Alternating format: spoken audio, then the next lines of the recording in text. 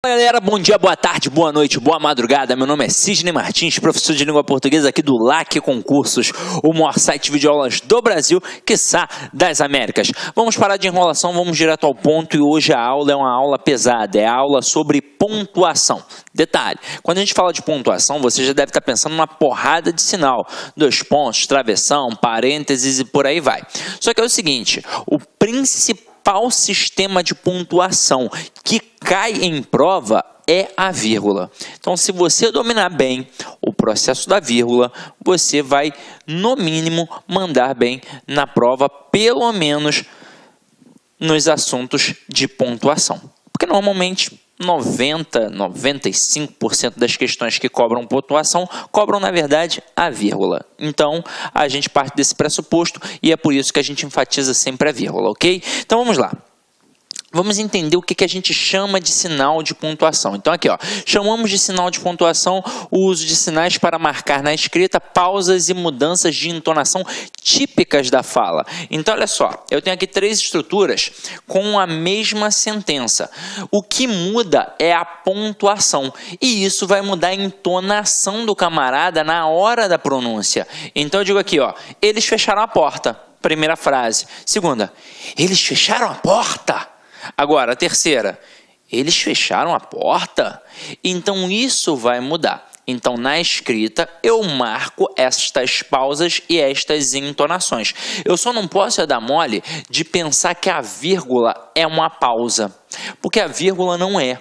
A vírgula, na verdade, é uma estrutura sintática. Então, para que eu possa resolver bem as questões de vírgula, eu tenho de dominar sintaxe. Eu tenho de conhecer muito bem o sistema SVC. Então, aqui, ó, nas provas são frequentemente usadas a vírgula, o ponto e vírgula, os 2 pontos, o travessão e o parênteses. Por que eu destaquei a vírgula? Porque é o elemento mais cobrado na prova. Então, vamos lá, vamos dar uma olhadinha aqui, ó. Vírgula. A vírgula serve para marcar rupturas da ordem direta. Então, eu tenho sujeito, verbo e complementos verbais. E aí, presta atenção no que eu vou te falar aqui agora. A ordem direta da língua portuguesa, ela não pode ter ruptura. Eu não posso quebrar a estrutura na ordem direta da língua portuguesa. Portanto, não há vírgula, exceto para marcar elementos intercalados. E a gente vai entender isso aqui agora, ó. Vocês viram que eu coloquei ali sujeito, verbo e os complementos verbais. E agora eu quero que você entenda muito bem. Na ordem direta, não pode ter vírgula de jeito nenhum. Não pode ter ruptura a ordem direta. Então, eu não posso separar o sujeito do verbo, assim como eu não posso separar o verbo do complemento exigido por ele. Então, muito candidato dá mole nesse momento. O autor da frase, o avaliador da prova, ele coloca a frase na ordem direta e em algum momento ele coloca uma vírgula. Aí você pensa, impossível, ordem direta não pode ter vírgula. Só que quem ensinou isso muito bem para a gente na época da escola foi a professora lá do ensino fundamental, porque ela ensinou assim, ó, SVO e os complementos. Por que ela fez assim? Porque para a gramática tradicional, o verdadeiro complemento do verbo é o objeto. Então, quando a gente fala de complemento verbal, quem é o verdadeiro complemento do verbo? É o objeto, seja ele direto ou indireto. Então, entre o sujeito e o verbo, realmente não pode ter vírgula. E entre o verbo e o objeto, seja ele direto ou indireto, também não pode ter vírgula. Agora, quem é esse camaradinho aqui? O complemento é, na verdade, o complemento adverbial. Então, ele na ordem direta tem como posição original o final da frase. Só que aqui, por ser um termo que meramente indica uma circunstância, a gente pode colocar uma vírgula facultativa. Eu posso colocar uma vírgula facultativa. Pronto, e acabou. Agora eu quero que vocês entendam o seguinte. Vou apresentar aqui uma estrutura. E depois a gente vai trabalhar em cima dos slides que eu coloquei aqui para vocês. Eu coloco assim, ó. Sidney comeu uma torta ontem. Nesta frase, a priori, muito candidato vai pensar, ué, não tem vírgula. Realmente não precisa de vírgula. Mas que pode ter uma vírgula? Pode. Aqui, como é que eu vou matar se tem ou não tem vírgula? A primeira coisa é achar o verbo. Então, aqui eu tenho o verbo comer. Eu pergunto a ele quem é o sujeito. Como é que eu pergunto sempre quem é o sujeito? Sempre quem ou o que. Então, quem comeu? Aqui, ó, Sidney. Então, entre o sujeito e o verbo, não pode ter vírgula de jeito nenhum. A não ser que aparecesse ali uma estrutura intercalada. Agora, o que foi comido? Uma torta. Então, nesse contexto, quem come alguma coisa, no caso, comeu uma torta. Então, tem um verbo transitivo direto e uma torta é o objeto direto. O objeto é o verdadeiro complemento do verbo, porque esse verbo possuía sentido incompleto. Se eu chegasse para você do nada e falasse assim, ó, Sidney comeu, você me perguntar o quê? É a demonstração de que o verbo tem sentido incompleto, portanto, ele exige um complemento verbal, que é o objeto. Então, se eu falar Sidney comeu uma torta, tranquilo, porque quem come, come alguma coisa. Agora, eu coloquei ontem. Aquilo dali foi um algo a mais, foi uma mera circunstância indicada. Tinha necessidade? O verbo exigiu? Não, o verbo não exigiu. Mas como foi um algo a mais, não tem problema. Só que é o seguinte, nessa estrutura aqui, ó, em que eu tenho sujeito, verbo e objeto, eu realmente não posso ter vírgula. Mas aqui eu posso ter sim uma vírgula, que é facultativa. Agora, se eu estou produzindo um texto, para não deixar o meu texto truncado, eu evito essas vírgulas facultativas. Mas eu preciso usar quando eu quiser, de repente, enfatizar alguma coisa. Então, imagina o seguinte, alguém está reclamando que a cozinha está suja hoje. Aí fala, ó, Sidney, comeu uma torta ontem, isso aqui não fui eu não. Entendeu a pegada? Agora, nas provas, os avaliadores gostam de cobrar esse adjunto adverbial deslocado. E aí começa um problema. Porque é o seguinte, o que a gramática versa e de forma não muito clara, esse é que é o problema. Ela versa o seguinte, que o adjunto adverbial deslocado de curta extensão terá vírgula facultativa e o adjunto adverbial de longa extensão terá vírgula obrigatória. Só que é o seguinte, o que é facultativo, o que é obrigatório, porque o que é pequeno e o que é grande, isso é muito subjetivo. Afinal de contas, tem autor, tem gramático que vai dizer que 2 palavras já tornam adjunto adverbial grande, mas também tem autor que vai dizer que apenas 5 palavras tornam adjunto adverbial grande. E aí, como é que eu fico? Pô, o que eu vou definir? Aí é o seguinte, a Academia Brasileira de Letras, ela já se posicionou nesse aspecto. Então, para a Academia Brasileira de Letras, 3 palavras ou mais tornam a adjunta adverbial grande. E tem uma banca que já se posicionou diversas vezes no edital, porque ela imita a ABL. É a banca CESP. Então, a banca CESP, ela define no edital que 3 ou mais palavras tornam a adjunta adverbial grande. As outras bancas tendem a ir pelo mesmo caminho, mas normalmente sequer entram nessa seara. Elas apenas cobram a justificativa daquela vírgula. Ah, aquela vírgula ali está certa? Tá. Por quê? Porque é um adjunto adverbial deslocado. Ah, mas é facultativo ou obrigatório? Nem entram na seara. Só para citar como exemplo, para FCC, a vírgula do adjunto adverbial deslocado é sempre facultativa. Não importa se o adjunto adverbial é pequeno ou é grande. Para a FCC é facultativa. Agora, e para as outras bancas? Para Sesgran Rio, para a Vunesp, para Exatos, para, sei lá, banca Consuplan, como é que vai funcionar? Aí esses camaradas, como eu disse a vocês, eles vão trabalhar apenas o reconhecimento daquela vírgula ali pela justificativa. Ah, tem uma adjunta adverbial deslocado. Então, vamos lá. Vamos começar a brincar aqui para a gente entender isso. Ó. Ontem, Sidney comeu uma torta. E na semana passada, Sidney comeu uma torta.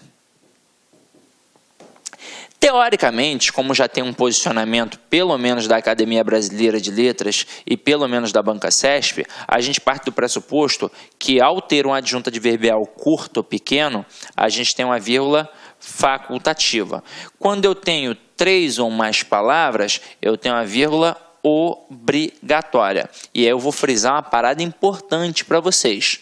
Se liga, você não vai fazer só este concurso, você vai fazer diversos concursos, não é verdade? Então você precisa dominar o conhecimento da pontuação, o conhecimento da vírgula e ainda assim precisa entender como as bancas pensam. Então vamos lá, se você encara o CESP, é assim que vai funcionar. 1 ou 2 palavras, adjunta adverbial pequeno, vírgula facultativa. 3 ou mais palavras, adjunta adverbial grande, vírgula obrigatória. E se eu encarar a FCC? Não importa, a vírgula é facultativa sempre. Se o adjunta adverbial é pequeno ou se for grande, pode ter até 10 palavras. É uma vírgula facultativa. Agora, e as demais bancas? Cobram a justificativa da vírgula. É a primeira possibilidade que as outras bancas podem fazer. Então, vai perguntar por que tem vírgula aqui na frase ontem Sidney comeu uma torta. Porque tem um adjunto adverbial deslocado. E como é que a gente sabe isso? Porque o adjunto adverbial ele tem a posição original no final da frase. Se eu jogo para o início da frase ou para o meio da frase, ele foi deslocado. Se está no início, eu coloco uma vírgula. Se está no meio, eu coloco entre vírgulas. Mas a gente sabe que aqui é uma vírgula facultativa. Agora, na semana passada, vírgula, Sidney comeu uma torta. Qual é a justificativa? A mesma do exemplo acima. A gente tem ali uma vírgula que está isolando um adjunto adverbial deslocado, que tem como posição original o final da frase. Agora, segunda possibilidade. Até aqui, a gente só cobrou a justificativa da vírgula. Essa banca, que não é nem a FCC, nem o CESP, por exemplo, qualquer outro tipo de banca, ela pode trabalhar da mesma forma que a FCC e o CESP trabalhariam na primeira frase aqui, ó. Ontem Sidney comeu uma torta. Qualquer banca poderia, por exemplo, colocar esta frase e perguntar assim, ó, dentre as opções abaixo, qual é aquela em que a retirada da vírgula não altera o sentido? E aí você tem certeza. Vírgula facultativa. Agora, para qualquer tipo de banca, para qualquer tipo de gramático, quando eu tenho uma palavra, não adianta, né, gente? A estrutura é pequena e a vírgula é facultativa em qualquer banca. Então, por mais que você esteja encarando uma banca que você, de repente, nunca viu na vida, né? Isso pode acontecer. Se cai esse tipo de questão, com certeza o avaliador vai colocar só uma palavrinha. Ele não vai entrar na seara daquela discussão toda gramatical. E aí, quando ele coloca só uma palavrinha, que você sabe que sintaticamente é uma adjunta adverbial e está deslocado, a vírgula é facultativa, com certeza. Então, aqui, tanto faz eu dizer Sidney, vírgula, comeu uma torta, como dizer... Perdão, tanto faz eu dizer ontem, vírgula, Sidney comeu uma torta, como faz eu dizer ontem Sidney comeu uma torta. A vírgula é facultativa para qualquer um. Se só tem uma palavra, não tem discussão. O problema é quando a gente começa a apresentar mais palavras. Só que aí é o que eu falei para vocês. Para a FCC, vírgula facultativa sempre. Para o CESP, vírgula obrigatória a partir de 3 palavras. E para as outras bancas, eles só querem a justificativa. Ah, tá ali... Tá certo. Por quê? Porque é uma vírgula que marca um adjunto adverbial deslocado. Tranquilo? Então vamos lá. Vamos brincar aqui agora nas próximas frases que eu vou apresentar a vocês. E aí depois eu ainda vou apresentar uma outra parada bem bacana, hein? Então vamos lá, ó. Olha aqui. Os rapazes leram o livro no final da semana passada. E pensando nessa estrutura que a gente acabou de estudar aqui agora, eu tenho o verbo. Leram. Aí quem foi que leu? Os rapazes. Então aqui eu tenho o sujeito e o verbo. Pode ter vírgula? Não. A gente tem de enfatizar isso. Não pode ter vírgula. E aí nesse contexto quem lê alguma coisa. No caso, o livro. É o objeto direto. Então tem um verbo transitivo direto e um objeto direto. Aqui pode ter vírgula? De jeito nenhum. Mas apareceu aqui um algo a mais, ó. No fim da semana passada. Então, neste caso, como a ordem é direta, eu não preciso colocar vírgula. Mas eu posso ter aqui uma vírgula facultativa. Com que intuito?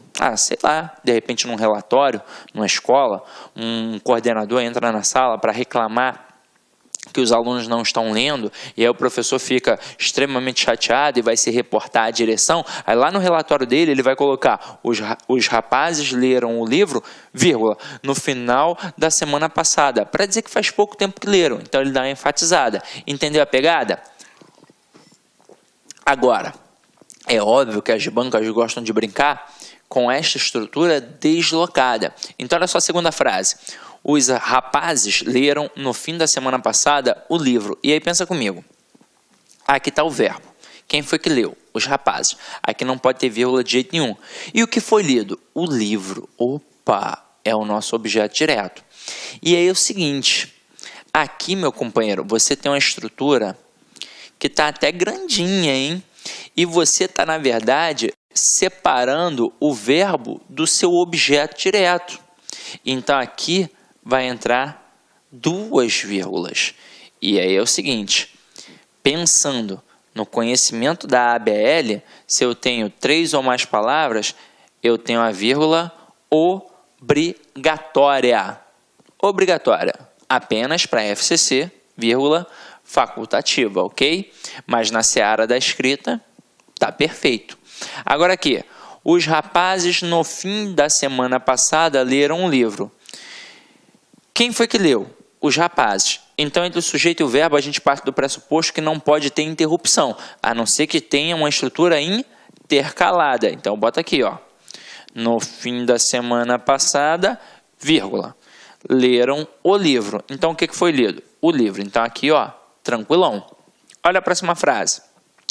No fim da semana passada, opa, vírgula, os rapazes leram o livro. Então, gente, é o seguinte, como eu devo estudar, já que tem essa discussão entre os gramáticos? Eu devo estudar de acordo com a ABL.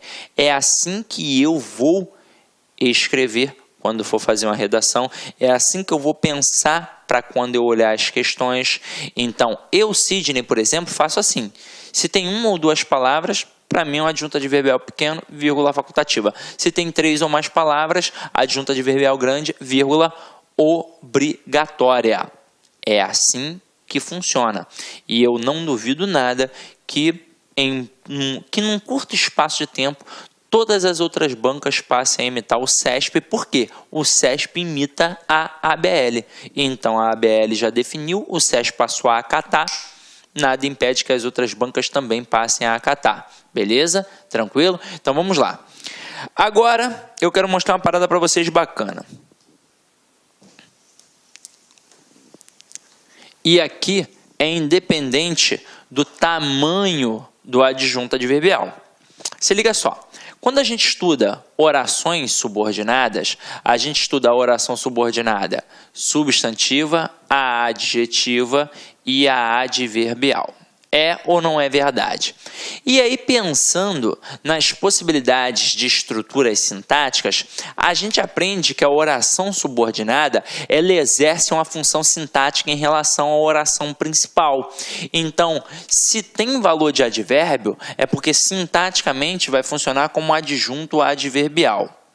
A oração adjetiva, como tem valor de adjetivo, sintaticamente vai funcionar como adjunto adnominal, que é uma função própria do adjetivo. E a que funciona como substantivo pode ter função de sujeito, pode ter função de objeto direto, pode ter função de objeto indireto, pode ter função de complemento nominal, pode ter função de aposto e pode ter função de predicativo. Caramba! Na aula de orações subordinadas você aprende tudo isso. Agora é o seguinte, se aqui esta oração subordinada adverbial exerce função de adjunta adverbial em relação à oração principal, a gente sabe que sintaticamente é a mesma pegada. Vírgula não é um processo sintático? Então vamos lá. Se eu botar a oração principal e depois colocar a oração subordinada adverbial, eu terei um adjunto adverbial na sua posição original, que é no final da frase. E aqui, então, vai entrar uma vírgula facultativa.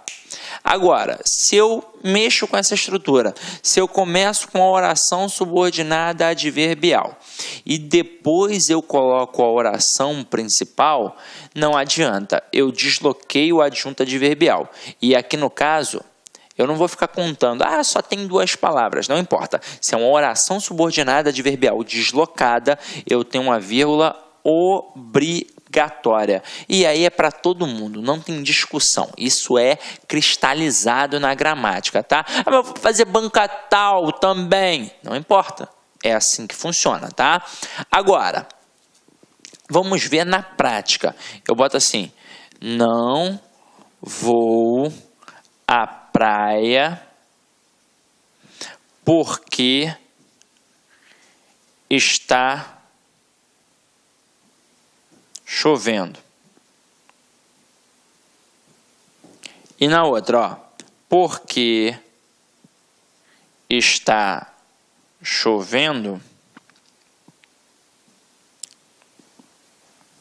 não vou à praia. Agora, você vai perceber a importância da conjunção para o processo de pontuação.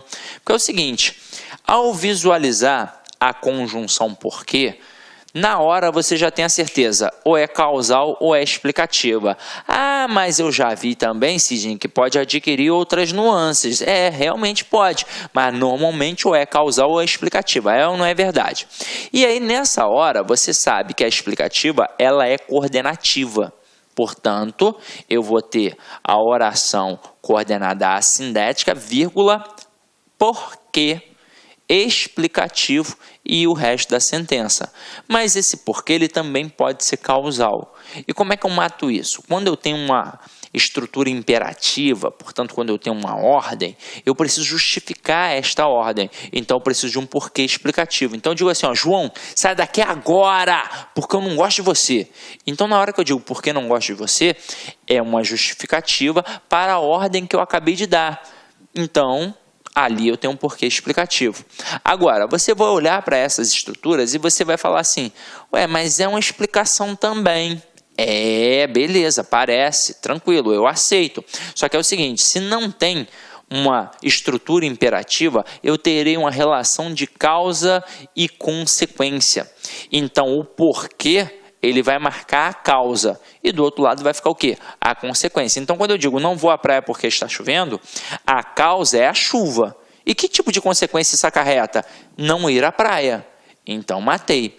Agora, quando eu tenho, primeiro, a oração principal e depois eu tenho a oração subordinada adverbial causal, que foi assinalada aqui pela conjunção porque, eu tenho uma ordem direta. Aquele elemento ali, aquela oração, sintaticamente exerce a função de adjunto adverbial em relação à oração principal. Só que ela está na posição original, que é no final da frase. Então, aqui entra uma vírgula facultativa.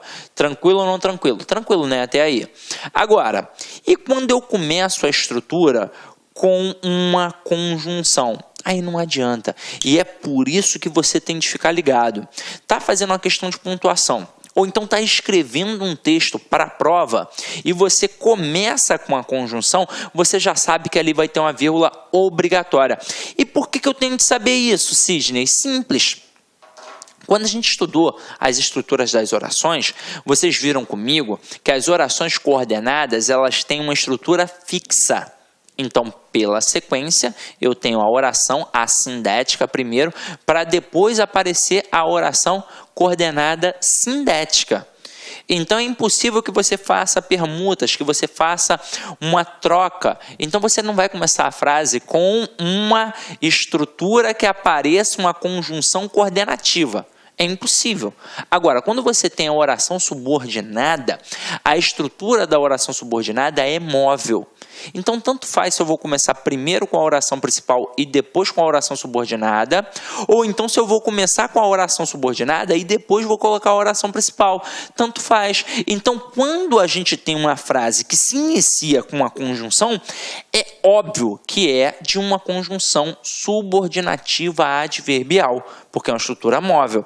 E aí, basta eu pegar a sentença toda desta conjunção, ou seja, da oração da qual ela faz parte, e destacar. Então, quando eu digo porque está chovendo, não vou à praia, este porque está chovendo é uma oração subordinada adverbial causal.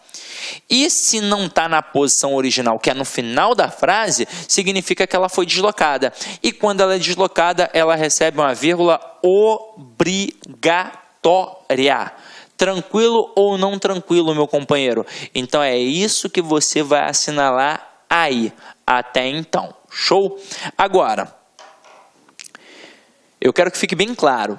Por que eu defini bem CESP e FCC e com as outras bancas eu não defini assim de forma categórica? Porque elas não se mostraram.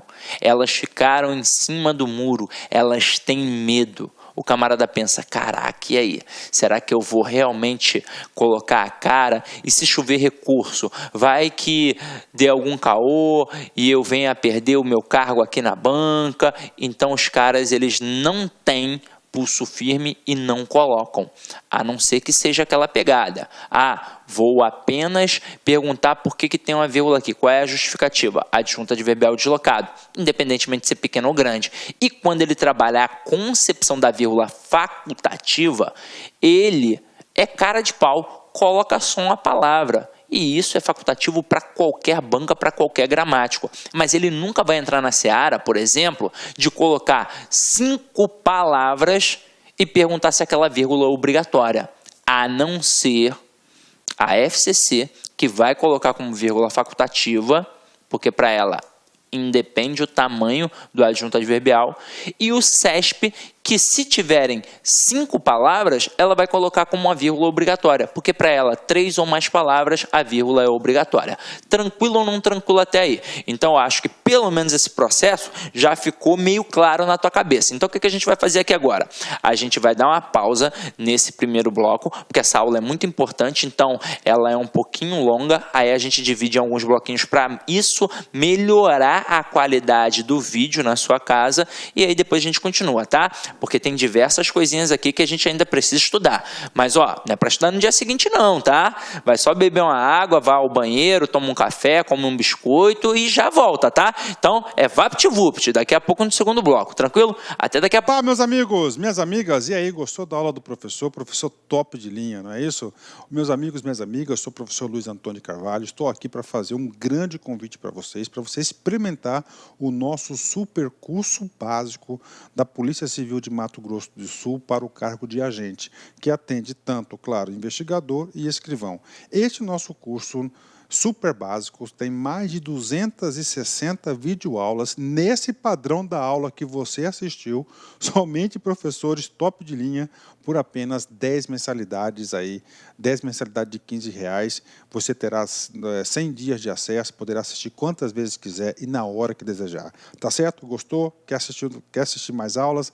Quer fazer o nosso curso completo? Mais de 260 videoaulas por apenas 10 mensalidades aí de R$15.